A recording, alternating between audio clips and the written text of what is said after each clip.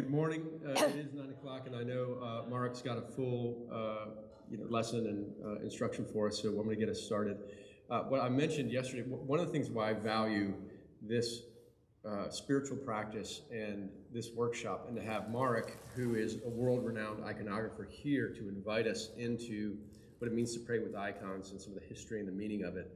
And the reason that things like centering prayer and walking the labyrinth and praying with icons is so meaningful is, as Richard Rohr said, and maybe it's a little overstated, but I agree with him, that the church in the West has been far more influenced by Plato than by Jesus.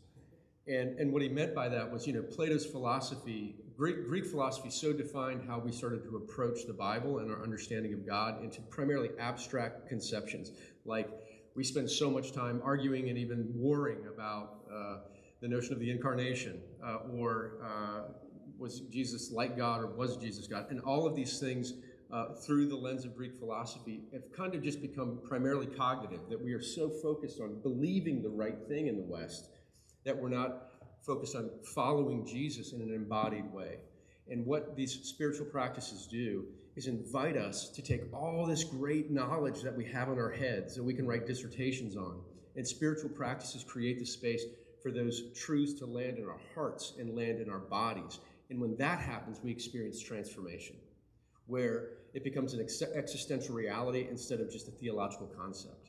As Richard Rohr said, that a mystic is just someone who has shifted from mere intellectual doctrinal assent to actual inner experience.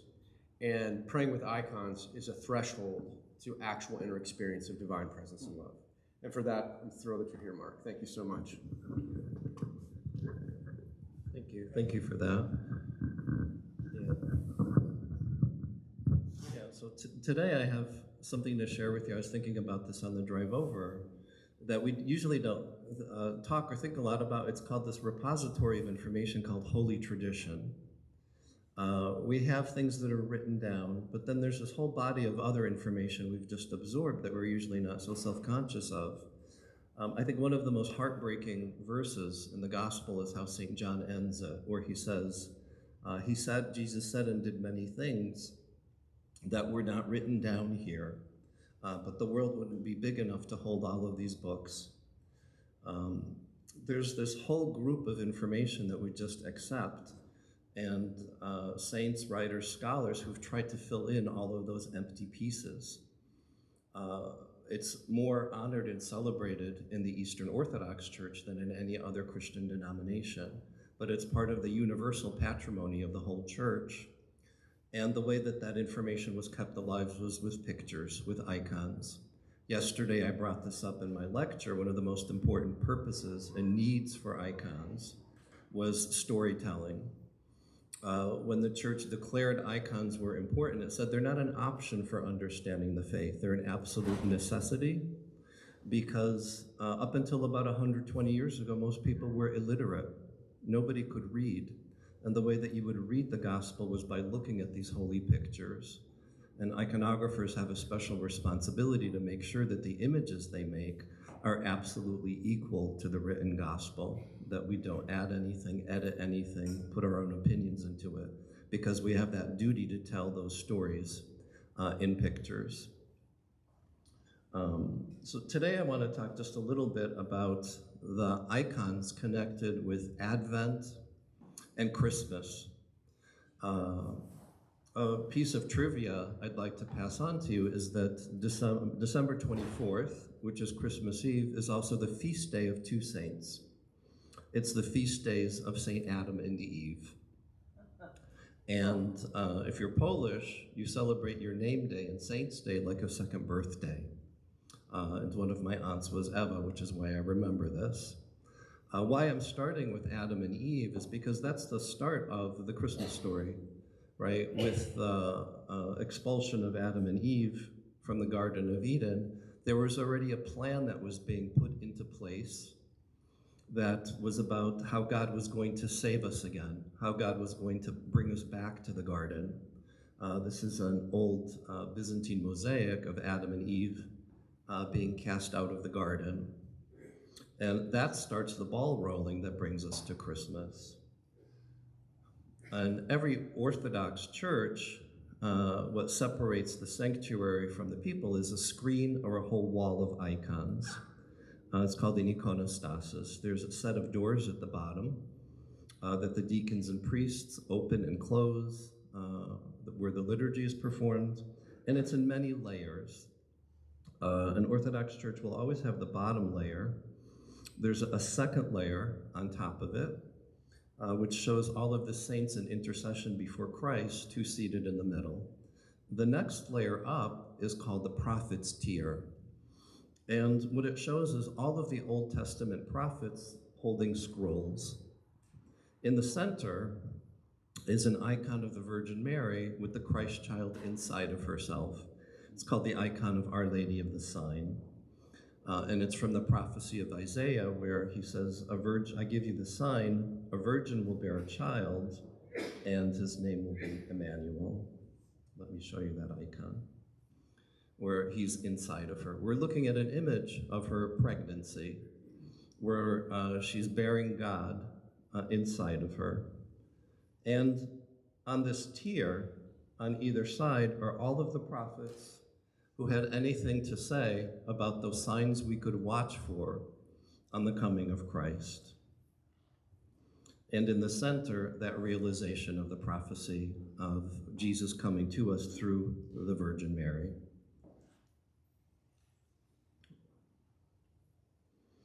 But other signs that they used were also interesting, and I've only heard and seen this in the Eastern Orthodox Church. In the Catholic Church, we have a whole litany of praises we use for the Virgin Mary called the Litany of Loretto, where we call her, we ask for her intercession, and there are symbol names like Tower of David, Tower of Ivory, Gate of Heaven. But they also looked at those signs where God manifested himself to people as prophecies of the coming of Christ through the Virgin Mary. One of them was Jacob's ladder. It's a very interesting icon that shows angels on that ladder. Jacob is asleep at the bottom, and a ladder between heaven and earth with angels climbing up and down it. But what the iconographer has shown us is what that ladder meant. At the top of it, he shows that icon of Our Lady of the Sign, that the Virgin Mary herself is that ladder that God comes down to heaven from to meet us on earth. What's interesting is in the story of the burning bush, it's one of the symbolic titles of the Virgin Mary in Eastern Orthodoxy is the Mother of God, the burning bush. And it's an icon of Moses taking his shoes off in front of the burning bush, but what he sees inside of the burning bush is the Virgin Mary with the Christ child. And the symbol is that the same way that the bush was not consumed by fire, the Mother of God's virginity was not consumed by giving birth to Christ. And already when he was looking into that bush, he was seeing the coming of the Messiah. Another symbol for the Mother of God in that litany is the Ark of the Covenant, that she was like that holy vessel that kept alive the Word of God inside of her. And all of those Old Testament events were seen as allegorical symbols of the Virgin Mary and the Mother of God. So we have the infancy narratives of the early life of Christ in the Gospels. But there were many, many other books of the Bible, other books in early Christianity that tried to fill in those empty pages and empty events and history of Christ that weren't written down. One of the first church councils that was called was convened to decide which of these books is important, the 4 Gospels, the letters of St. Paul. But there was a whole other body of literature that they decided to keep, some as just historical documents, but others more worthy of belief than others. And an important book that the church accepted but didn't include into the canonical Gospels was called the Gospel of St. James. We hear that phrase in the New Testament about the brothers of Christ. Holy tradition says that one of the brothers of Christ was St. James the Apostle. And that in this icon, we can see the Holy Family going to Egypt. And the tradition was that St. James was the son of St. Joseph from his first marriage. That in Nazareth, before he met the Virgin Mary, before the Virgin Mary was born, he was already married, had a son named James. His wife had died by the time the Virgin Mary had been born, and that St. James was a witness to all of these things. And it's very easy to find and access this book. It's called the Proto-Evangelium of James. And a lot of what we already think of as the prehistory of Christ actually comes from this book. The early church fathers decided it wasn't as worthy of belief as the four Gospels, but was more worthy of belief than other books that they disregarded. And it's from this book of the Proto-Evangelium of St. James that we have those stories of the infancy of the Virgin Mary, the names of the parents of the Virgin Mary, and it was because James was an eyewitness of all of these things before the birth of Christ. It's a beautiful Cretan icon that shows us the Virgin Mary with her parents. And the names that St. James leaves us in the Proto-Evangelium is that their names were Anna and Joachim. That's where we get that name and history and story of the parents of the Virgin Mary and even their names. It's not in the canonical Gospels. And the legend is that they were elderly, a wealthy family, but that Anna and Joachim didn't have children. Joachim went to pay his yearly tithe to the temple, and the priests rejected him. They cast him out and said, "You've not given birth to a child. You haven't increased the tribe of Israel. God has cursed you. You are unclean, and we will not accept your tithe." He was cast out and shunned. This is a mosaic from an early Byzantine church that shows Joachim, after he was rejected by the priests, running out into the mountains and lamenting his fate. It's another mosaic from that same church. Anna herself felt cursed. And I don't know if I included it, there's a beautiful passage in that Proto-Evangelium of James where St. Anne sits under a tree to weep her barrenness, the fact that she's older, has never had a child, and is looking up at a nest of birds and saying, "Look, even God gives children to the animals of the field. Why hasn't he blessed me like that?" And the same way that our Lord's birth was announced miraculously by the visitation of an angel, in the midst of her prayer, St. Anne is also visited by an angel. And this is what we can see in this mosaic. After lamenting her barrenness, an angel of the Lord appears to St. Anne on the left and announces to her that she will have a child. On the right-hand side, simultaneously, an angel appears to Joachim, who's been hiding in the wilderness, and also announces to him, "You will have a child, go find your wife." Yeah, this is a beautiful icon called the Conception of the Virgin Mary. And it shows Anna and Joachim embracing in front of their marriage bed. You can see that this iconographer has included in the corners smaller icons of the Annunciation to Joachim, and on the other side, the Annunciation to St. Anna. And we see the couple embracing in front of their marriage bed, and it's how we show in iconography the conception of the Virgin Mary.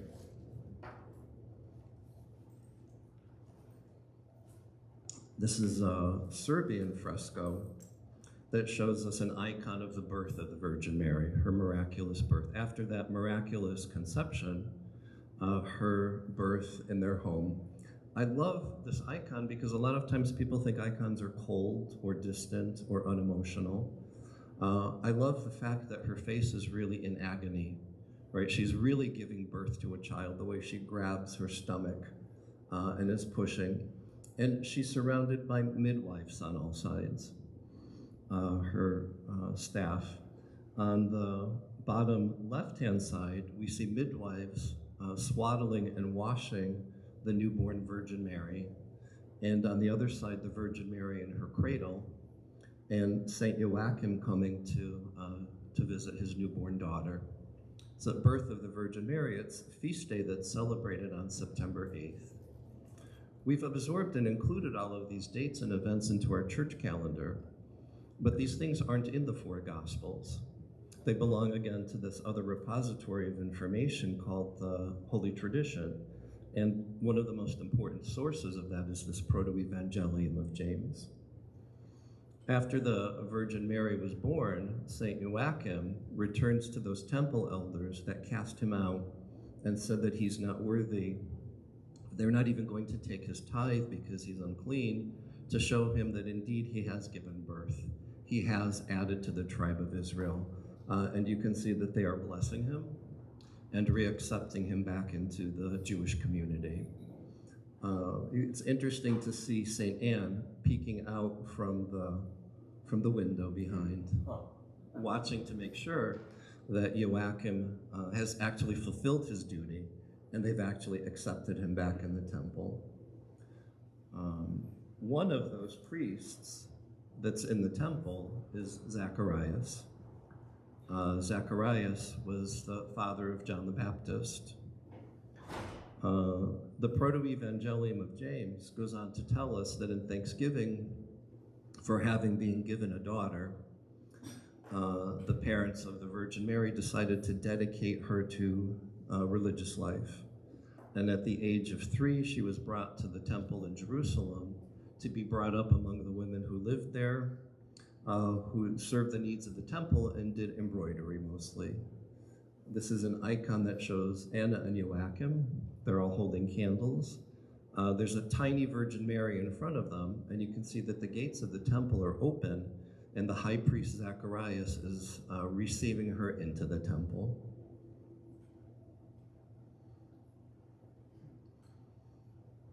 The Proto-Evangelium tells us that the Virgin Mary was raised in the temple with the holy women who lived there. And at the time when she was to be married, a suitable suitor was searched for. And this is a mosaic that shows us the marriage of the Virgin Mary. We often see images of Saint Joseph holding a staff with lilies or flowers on it. And St. James relates that all of the candidates for the Virgin Mary's hand, they all were, Zacharias collected their staffs. And on the left-hand side, we see the altar in the temple. And on that altar, we see the staffs laid down of all of the suitors who wanted the hands of the Virgin Mary. And when he prayed over the staffs, a dove settled on top of St. Joseph's staff, and it burst into flowers. We see St. Zacharias handing St. Joseph back his staff with that bloom on the end of it, and putting the Virgin Mary into his care. The oldest Christmas carol we have is about St. Joseph and the Virgin Mary, and I'll talk a little bit about that later. These are the parents of John the Baptist, the priest Zacharias, and Saint Elizabeth, cousin of the Virgin Mary. It's interesting that their family lineage is filled with all of these stories of miraculous pregnancies, of barrenness and miraculous pregnancies. And the same was true not just of Saint Anne, but also her cousin Elizabeth. And this is where the Proto-Evangelium of St. James and the Gospels overlap and tell us the same story, that Zacharias and Elizabeth were barren, and that an angel appeared to Zacharias while he was tending in the temple and predicted that his wife would give birth, and when the child was born, to give his name John. This is an icon that shows the birth of St. John the Baptist. The birth of St. John the Baptist traditionally is dated in June 25th, 6 months before the birth of Christ. And in this icon, we see St. Anne on the bed. She's given birth to St. John the Baptist, who's in the arms of the midwives at her foot. And the midwives are washing John the Baptist. St. Elizabeth is turning towards Zacharias and saying, "What name shall we give him?" And St. Zacharias is writing on the tablet John. What's really lovely about this icon is how little there is in it and how much there is in it. I told you before, iconographers have a responsibility to put into the image, word for word, what is in the text, and to not add or embellish anything. And how if I had that gospel story in front of me, I could read it for you word to word, and you would see absolutely every single word inside of this icon, and not much extra. Because again, this is how you read your Bible. You looked at the picture, and you absorbed the information through the image.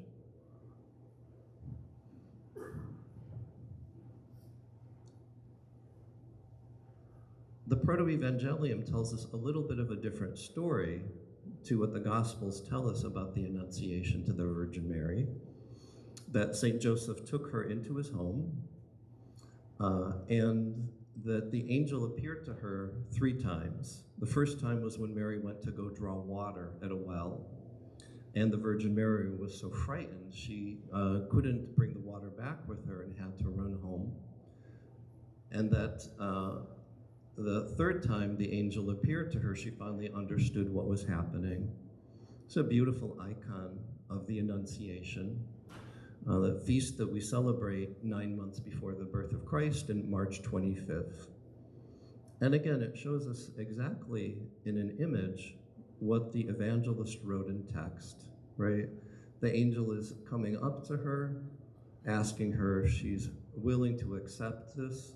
The Virgin Mary bows her head and says, "I'm the servant of the Lord, let it be done unto me according to your word." And then you can see from the top, on a diagonal, there's a ray of light that comes down from the top of the icon to the Virgin Mary, which is the Holy Spirit coming to conceive Christ inside of her. It's very precise and it's very essential, so that your focus, when you look at it, is on the most important aspects of the story. This is a beautiful icon that Russian midwives used to carry with them to help women who were going through childbirth at a time when childbirth was a very frightening experience, where there weren't hospitals and where 1/4 of women died giving birth. And it's called the icon of the Mother of God, the helper in childbirth. And it shows that human conception of Christ inside of the Virgin Mary. I love this image because it's so accessible, and I can understand, even for the Mother of God, how getting pregnant must have put her into a panic. And again, every time a woman conceived and gave birth, it's like she walked up to the jaws of death. And it was a dangerous and risky situation, but this icon was created to help alleviate that fear and pain. Again, it's also a good example of how icons can be very warm, accessible, and real.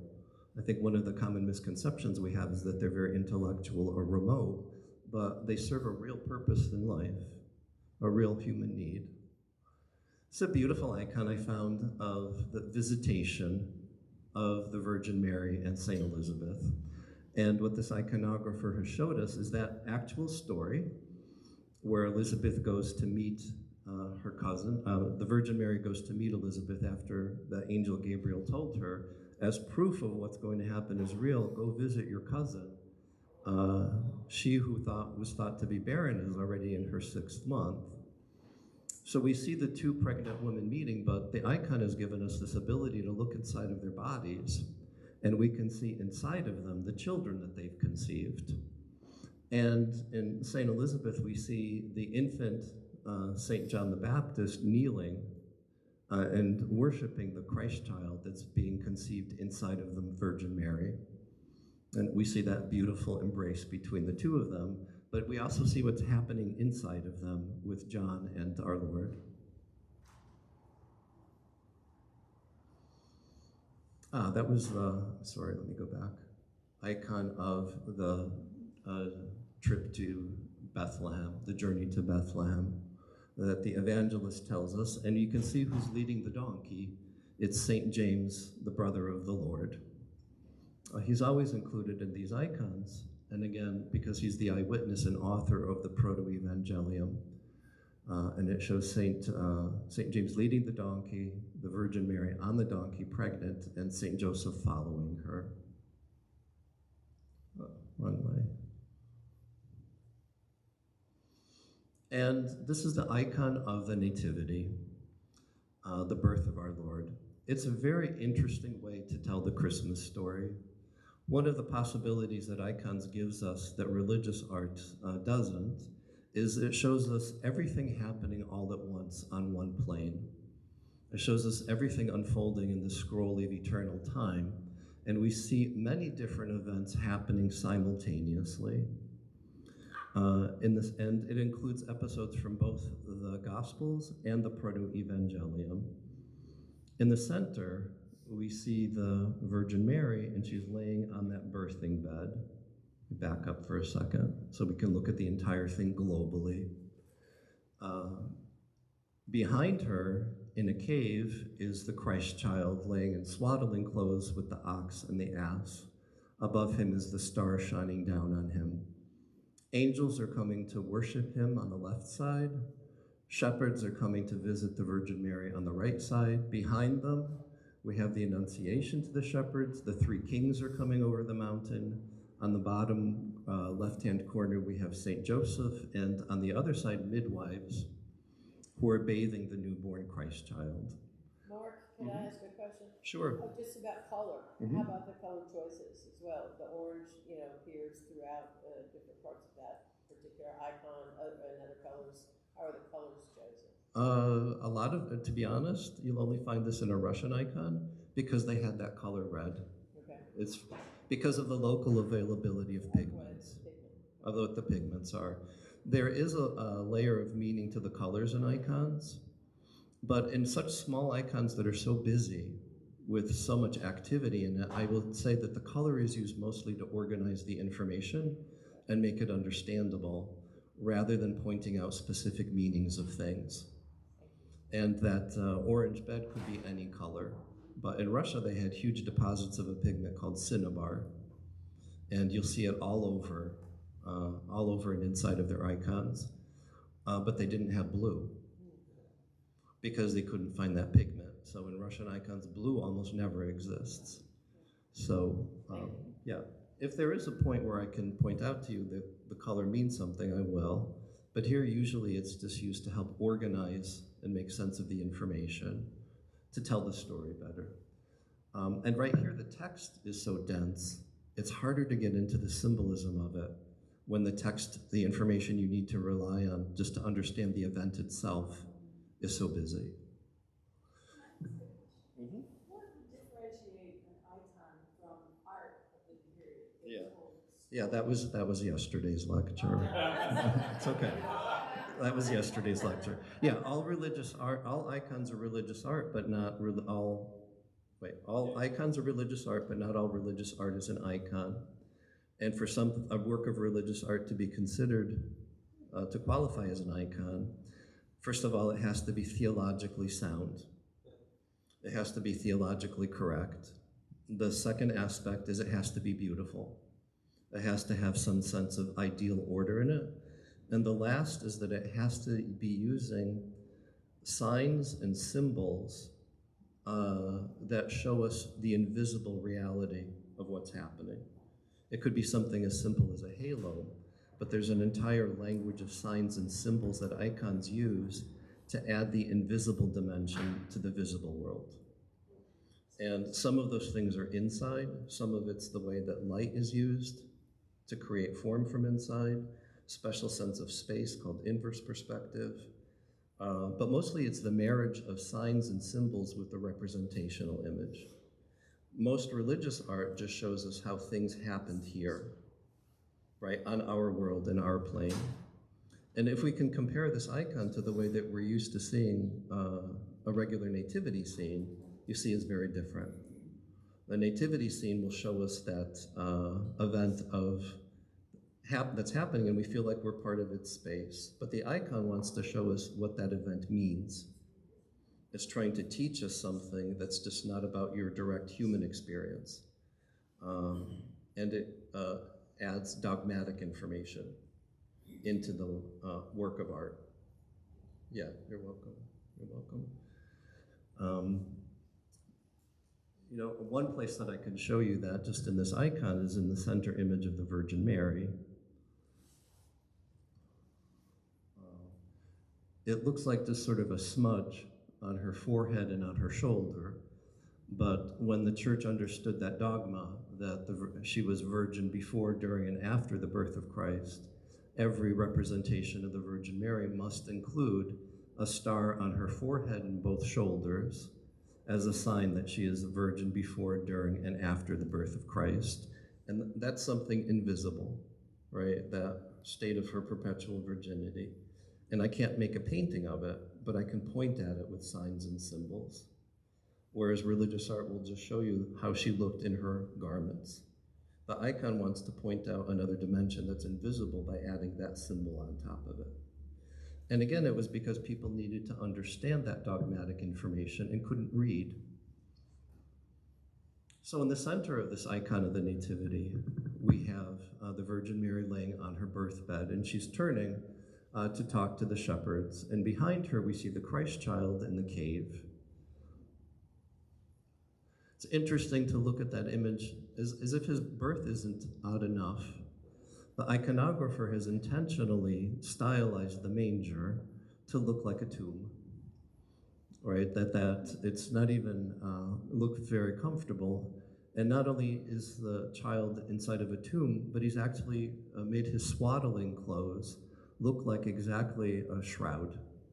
And later, when we look at icons of the death and burial of Christ, we can see how that act of salvation that started at his birth, we start to see signs and symbols of it that are fulfilled in his death and in his burial. And that's something that an icon can do for us that most religious art won't, is already, oh, come back, don't run away from me.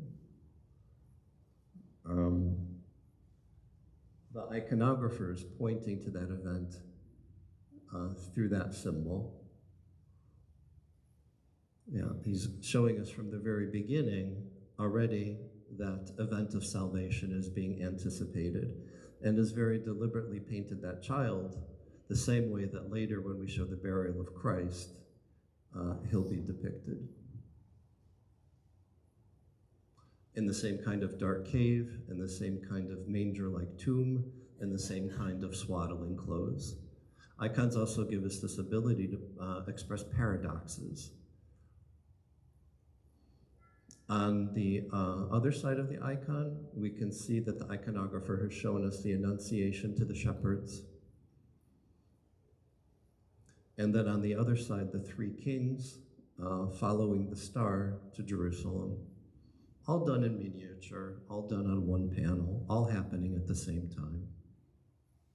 It's interesting in the early church and in general in Eastern Orthodoxy, how little attention is paid to Saint Joseph.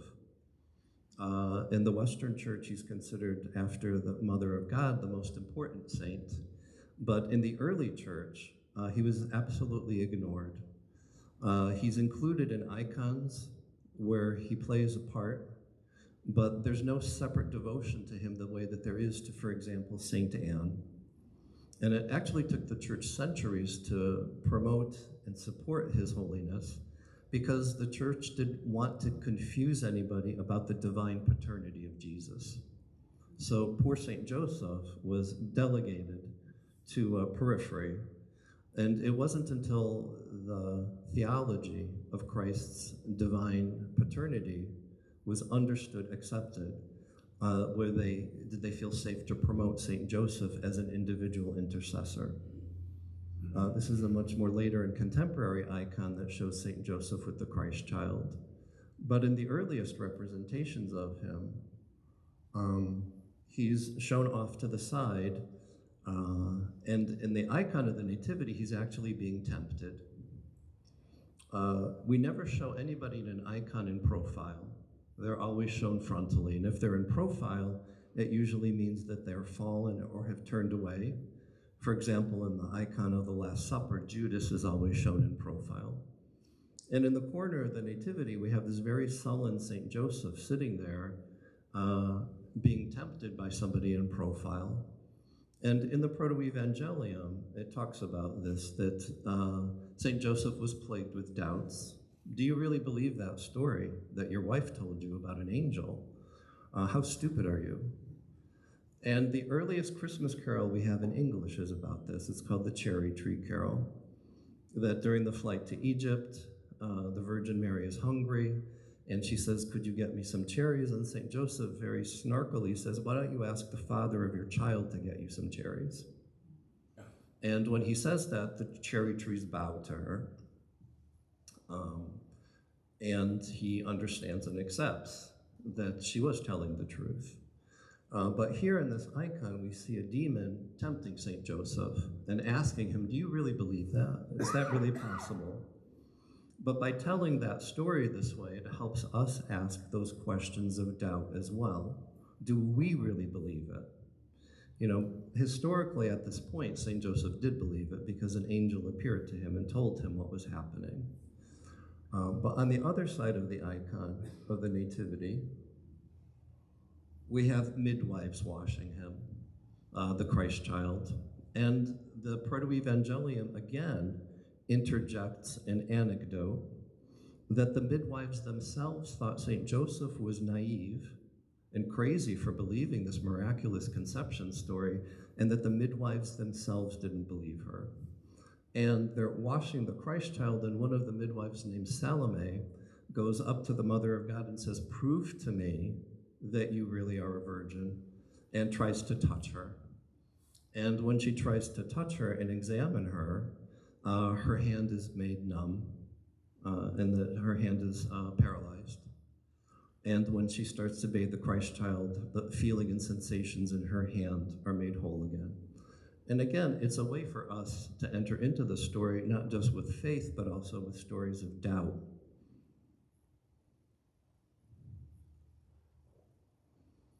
And it's a very tender icon of the Virgin Mary playing with the Christ child. In iconography, it's very unusual to find images of the Virgin Mary without the Christ child. And in the Eastern Orthodox Church, she's always called Mother of God, very rarely Virgin Mary. And we can see on the icon that joy of the maternity of Mary, and the stars on her forehead and shoulder to show that she is virgin before, during, and after the birth of Christ. And I think that's the last one I have. I thought I had one of the flight into Egypt. But the Proto-Evangelium ends with the Holy Family traveling to Egypt. As they enter Egypt, all of the idols of the Egyptians fall and collapse as they make their homes there. And then once the angel appears to St. Joseph to tell him that Herod has passed away, they make their return and live again in Nazareth. So, and all of this is available to us in this ancient body of images, but also that text of what we call Holy Tradition. And then the gospel picks up the rest of the story. And that Proto-Evangelium was a collection of oral traditions that were put together to help us explain those blank and empty spaces that pepper that early infancy narrative. There were many other ones that were written that the church just decided were absurd, that needed to be kept as early historical documents, but not worthy of popular belief as much as the Proto-Evangelium of James. How old is that? This icon? Yeah. The Nativity icon? Yeah. What? That's a 16th century icon. 16th century. Yeah, 16th century Russian icon. Yeah, but it's the earliest ways that the Nativity was shown, with the Virgin laying down on a bed, with St. Joseph somewhere off to the side. I saw one early nativity scene where St. Joseph is washing diapers. Right. It's very different than the way we think about it now, or the way that we tell the story now. But the story was told that way then to point people's understanding in a particular dogmatic direction. Yeah. Would you share with people some of your history and how you got into iconography? How I started painting icons? Yes. Okay. They were always in the air for me. I grew up praying with icons, but the icons I prayed with, my father cut out of church calendars because we were poor, but that was the only art we had in our house, were those pictures he cut out of church calendars. And I always knew I wanted to be an artist, but I didn't think it was possible to be an iconographer. And I have a contemporary art education. I went to the School of Visual Arts in New York City.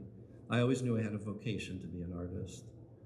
I'm gonna say like 5 or 6 years later, my father was at a parish council meeting and the pastor needed an icon of Our Lady of Częstochowa for our church. And my father just said, don't bother to buy it. My son's an artist in New York and he'll make it for you. And I was very angry at him because I was at the peak of my religious cynicism. And I also understood how important that icon was. And I knew I wasn't the right person to do it. And he said, you have to do it. I gave him my promise, and it was music to an artist's parents' ears, they'll pay you. And you know, I did it, but I did it with a certain amount of distance. I did it with respect, but I did it with distance. And I didn't understand what I was doing till I saw that icon in church, and I saw people praying in front of it. And I felt stupid. And I also understood that nothing tied together the threads of my life as much as that one clumsy copy of an icon. And it's how I started. The pastor was so happy with that icon, he actually processed through the streets of Bristol with it. Yeah. The Polish community. Yeah, with boys and girls in folk costumes and the icon, yeah. And he asked me to paint icons of the 12 apostles to fit over the column capitals of our church.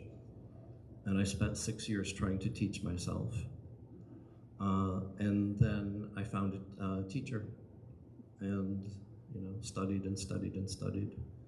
But it's a process of inner conversion and acceptance, you know. So that's how I started. Do you want to share anything about your main teacher? I was apprenticed for 15 years to a woman named Ksenia Pokrovsky. She was a political refugee from Russia who settled in Boston and was one of the pivotal figures in the Soviet Union connected with reviving the practice of Orthodox iconography after communism, because the Soviets tried to destroy anything connected with religious life. And she was an artist who was instrumental in reviving it, and I was lucky enough to work with her when she came to the United States. And anything good about iconography I learned from her. And I think one of the most important things she taught me is that icons need to be grounded in reality. That was the first thing. Icons connect you with reality. And she said, anything that takes you outside of it, run away. And that icons have to be open. They have to be open in their meaning and understanding and accessible. And I felt that in her work when I saw it. I felt that kind of warmth, openness, and accessibility. And I worked with her for 15 years until she passed away. Yeah, it's impossible to learn iconography from books, and it's impossible to teach yourself. It's a living tradition that somebody needs to show you and reveal to you. So I'm happy I can share some of these things that she taught me with you today. That's how I can keep her alive. She also gave you 2 cats. She gave me 2 cats, yes. And many other things. Yes. And many other things. So. And I remember their names. Mm-hmm. Yep. Giotto. The first painter of the Italian Renaissance. Yes. And Mitka. Which is Washrag. in Polish. In Polish. And those were 2 cats for many years in the studio. Yeah. So does anyone have questions though about the icons? First people to make these icons, were they in Greece or? They were in the catacombs. Where? They were in the catacombs. The catacombs. Which is where? In Rome. The earliest Christian communities started making images, and the first images were graffiti that they scratched into places to show other Christians that they were near. And all those Christian communities absorbed the artistic language of the communities they were part of and baptized the subjects and told their own Christian stories through that art first. And very slowly, with the church's understanding of itself, it created an art that talked about its own stories, but also found a way to put inside of the way it told its stories what the stories mean. And that's what created iconography. Not just how things look, but what does it mean at the same time? But we could find examples, first century frescoes in the catacombs of Rome that we still make as icons. So, and it was a very natural human process that happened in those communities. That was something I talked a little bit about yesterday, because I talked a little bit about the origins of iconography, first from archaeology, then through theology, and it's something that developed. Where do you live now? I live in Connecticut. Yeah. Are you in Durham a few days? Until tomorrow. St. Barbara's Greek Orthodox Church, Mhm. have you been there? I haven't, no. They just did a spectacular, the entire church Yeah. was painted, ceiling walls, Mhm. unbelievable. Yeah, and her feast day was just last week. St. Barbara's feast day was last week. But yeah, the Orthodox, It's near South Point if you want to go see it. yeah, the Orthodox have maintained that treasure of icons and images. And when you walk in, already you feel like you're in that space of heaven. You know, it's what Father started to say at the very beginning, that when you're surrounded by that kind of beauty, you know, the immediacy of it fills you with something that's not just in your brain. So I always assumed, and I'm impressed with your knowledge of church history, but I always assumed that everything was passed down verbally until the Gospels were written at whatever time. But I now have a feeling like it was passed down maybe through iconography. Yeah. Was it more iconography than the verbal tradition, do you think? It's hard to say, Yeah. because the first 700 years of Christian art has almost completely been obliterated by Christians. There was a movement that went on and off for about 130 years in the 8th century called iconoclasm, where the church was understanding whether or not we should use images and reacting against the traditions of idolatry that were in those pagan countries that they were a part of. Christians made images, and it developed very organically. When the church was legalized in the 4th century, it endorsed the making of images, but there was always some confusion about it.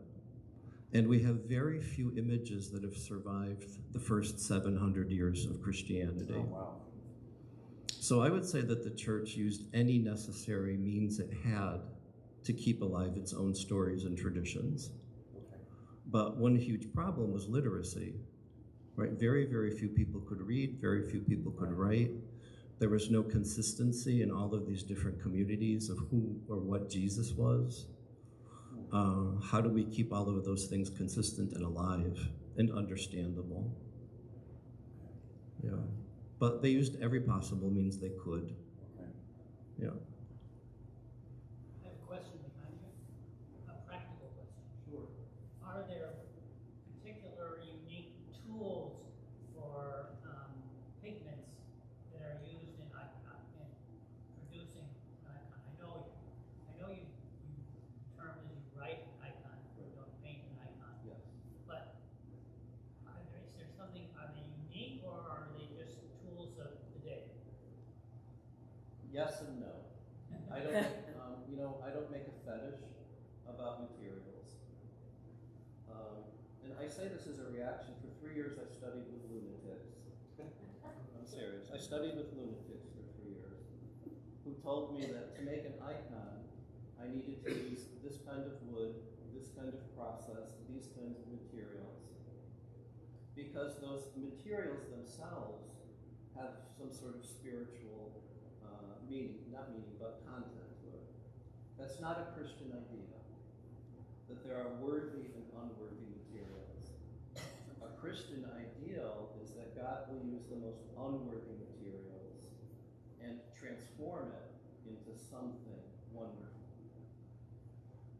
There are historical materials that you do use when you make an icon, and I can tell you the best reason to use them is so that you can learn how to make an icon the way those people made them, so that you can work within that historical and theological stream.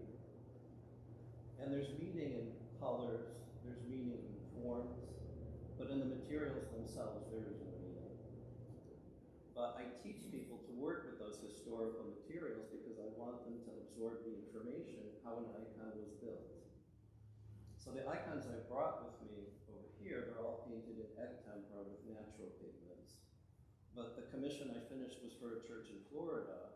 It would have been ridiculous for me to use those materials in a place where it's so humid they would rot on the walls.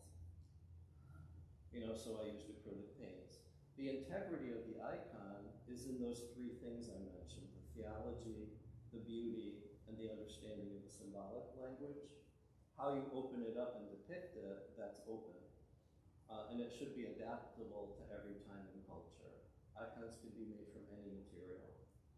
Do you tend to try to use natural pigments or synthetic pigments, one or the other, or both? Both. Both. Both. My teacher was in a unique situation in the Soviet Union. In order to buy art supplies, you had to belong to the union of artists that were making propaganda art.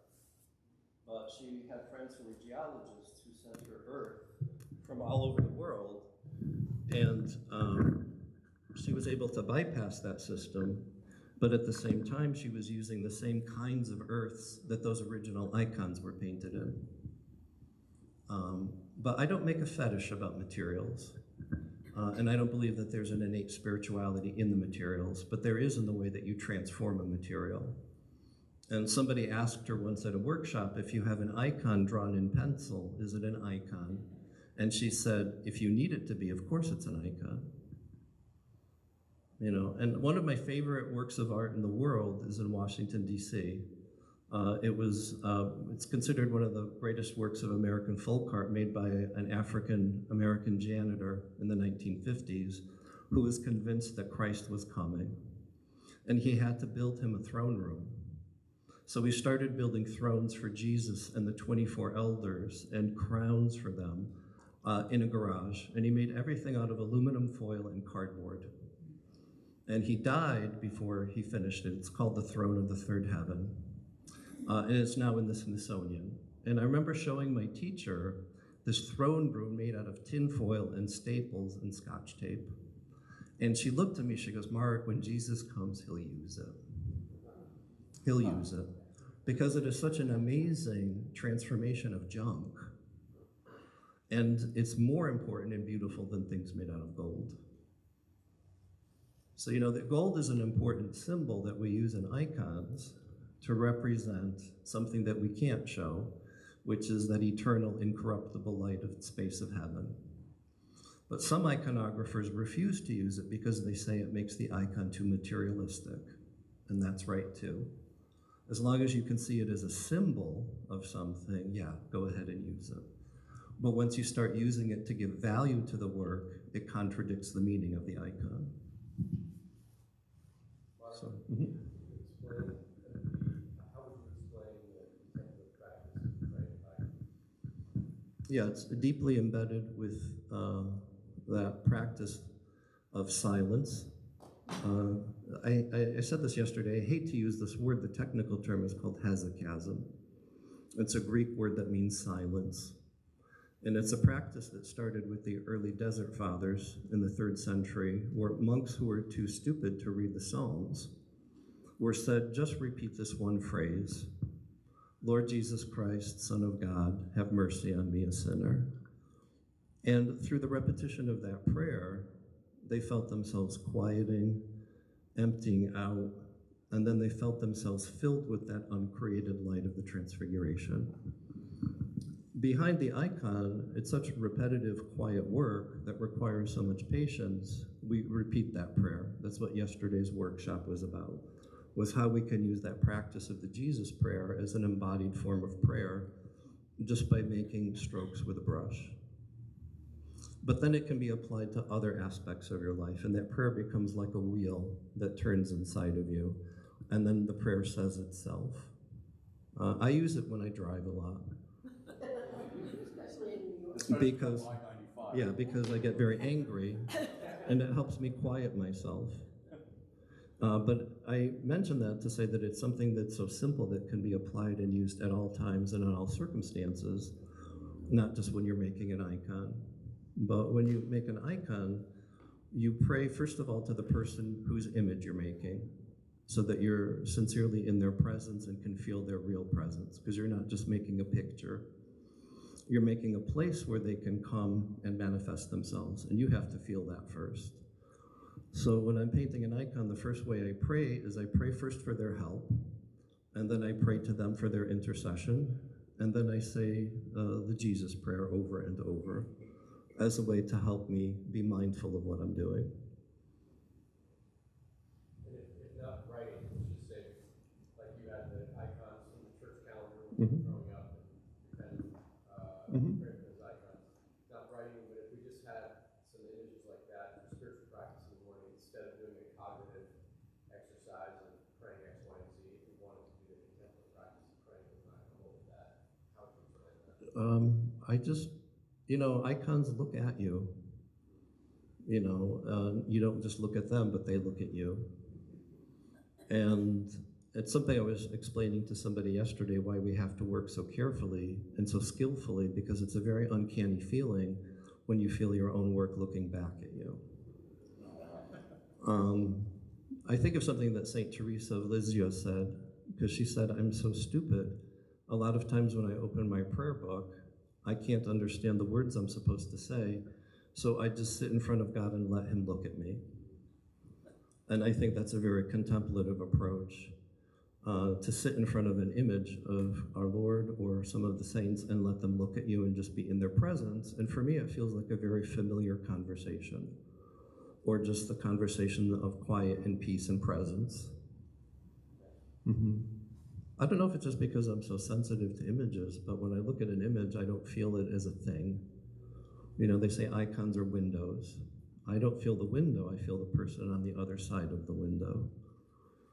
So just that. For me, it was just so simple. We had a picture in the kitchen. In the morning, we talked to it. In the evening, we had pictures around our parents' bed. We knelt and we talked to them. We had pictures over our beds. We looked at them and talked to them. And sometimes it was formal, and other times it was just part of life. So. Okay. Anybody else? You gonna let me off this easy? Okay. Mark, thank you Oh, thank you so much.